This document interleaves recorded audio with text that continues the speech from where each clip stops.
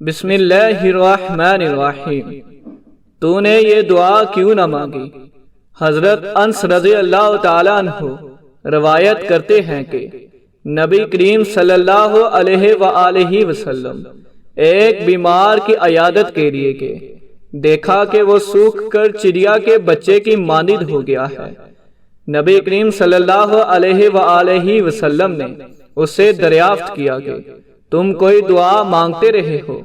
اس نے کہا جی ہاں، میں یہ دعا مانگتا رہا ہوں کہ اے اللہ، تو مجھے آخرت میں جو عذاب دینا چاہتا ہے وہ ابھی دنیا میں ہی دے دے۔